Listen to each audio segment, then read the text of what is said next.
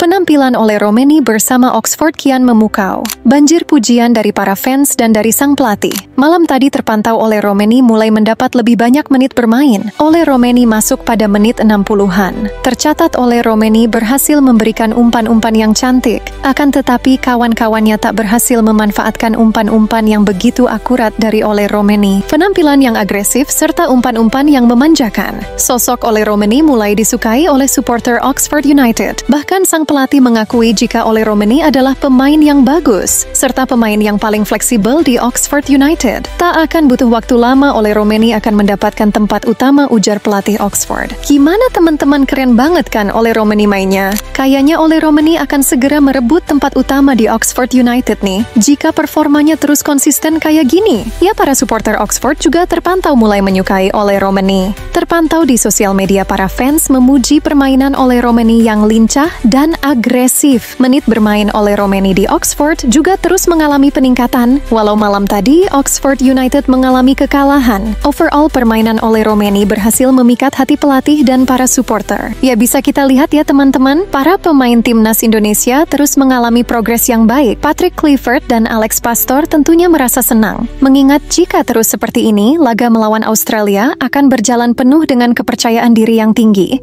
Oh iya, Tom Hai dikabarkan diminati oleh FC Utrecht. Akan tetapi FC Utrecht menunggu Tom Hai berstatus bebas transfer. Menarik untuk kita tunggu ya teman-teman. Akankah Tom Hai akan pindah dari Almere City atau tidak? Kabar selanjutnya, akhirnya rumput GBK akan ditangani PT Harapan Jaya Lestarindo. Ya, setelah Erspo yang mendengarkan kritikan lalu berbenah, sekarang giliran pihak GBK yang terpantau sedang berbenah. Pada unggahan Erick Thohir, terlihat dirinya mengecek langsung kondisi rumput GBK jelang persiapan melawan Bahrain Maret nanti. Akan tetapi yang menarik di sini adalah Bapak Erick Thohir datang dengan PT Lestarindo. Ya, salah satu perusahaan yang bisa dibilang cukup bagus mengelola rumput stadion. Nama Lestarindo sendiri sudah lama disarankan para supporter untuk menjadi pengelola rumput Stadion Gelora Bung Karno. Ya, menarik untuk kita tunggu ya teman-teman, akan seperti apa rumput GBK di tangan Lestarindo. Mengingat waktunya sudah cukup mepet, hanya 1 bulan saja. Semoga Lestarindo bisa membuat rumput GBK lebih baik ya teman-teman. Ya, di sisi lainnya, training center di IKN dilaporkan sudah bisa digunakan dan berpotensi bisa dicoba langsung oleh timnas Indonesia. Ya, mengingat kita tentunya sangat penasaran melihat bagaimana reaksi pertama saat para pemain melihat training center yang begitu megah di tengah hutan ya teman-teman.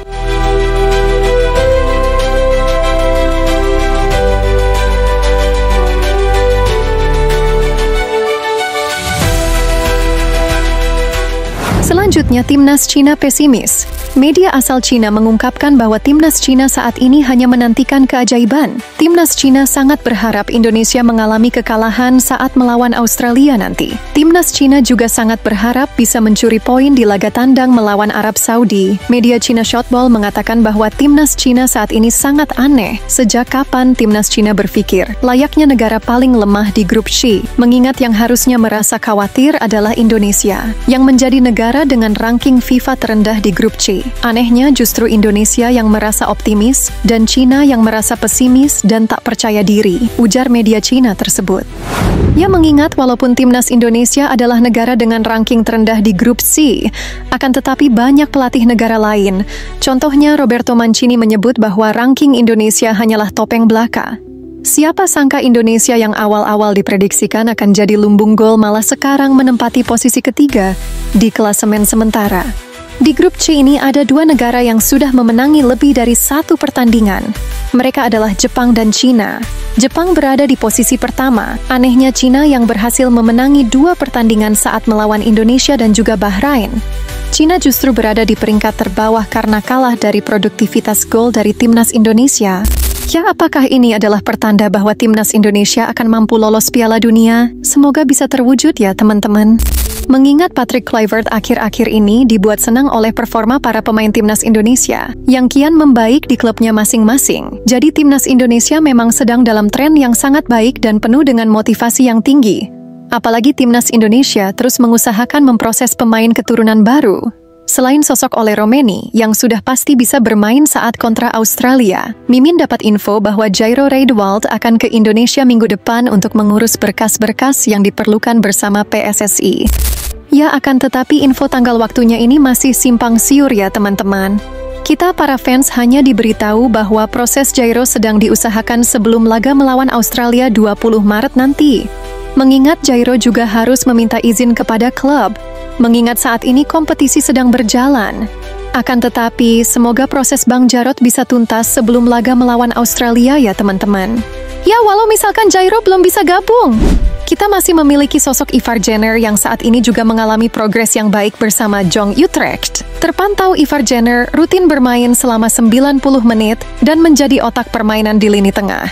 Ketenangan membagi bola serta umpan-umpan yang akurat membuat Ivar Jenner menjadi tandem yang sangat pas bersama Tom Hai saat ini di skuad Timnas Indonesia.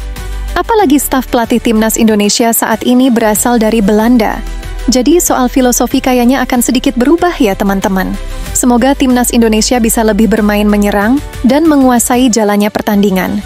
Sosok Alex Pastor akan menjadi sosok yang akan berperan besar bagi Timnas Indonesia. Aura saat Alex Pastor menganalisa pertandingan sungguh membuat kita sebagai supporter merasa optimis. Ya, tentunya 2 laga bulan Maret akan jadi pembuktian bagi staf pelatih Timnas Indonesia saat ini. Lawan terdekat yaitu Australia sedang dalam performa yang menurun ditambah ada 7 pemain intinya mengalami cedera. Keuntungan ini diharapkan bisa dimanfaatkan dengan baik oleh Timnas Indonesia ya teman-teman. Terpantau juga para staf pelatih Timnas Indonesia sudah kembali ke Belanda. Sosok Alex Pastor sempat menyaksikan laga Europa League dan menjadi narasumber. Sampai saat ini kita belum ditunjukkan daftar pemain yang akan dipanggil dari Liga 1. Jika ternyata belum, maka para staf pelatih kemungkinan akan datang lagi ke Indonesia bulan Maret nanti dan memilih daftar pemain dari BRI Liga 1 dan kemungkinan akan melaksanakan sesi latihan beberapa hari di Indonesia sebelum terbang ke Sydney, Australia.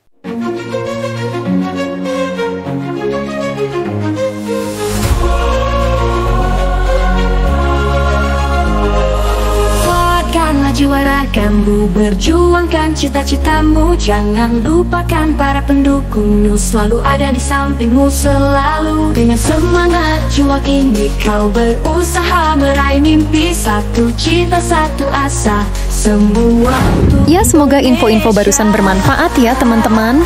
Semoga Timnas Indonesia bisa lolos Piala Dunia. Perjuangan belum berakhir. Mari terbang tinggi Garuda untuk mencapai mimpi bangsa. Kita memang bisa bersaing dengan tim raksasa lainnya. Percayalah bahwa kita juga bisa membuktikan harapan menjadi nyata. Terima kasih sudah menonton.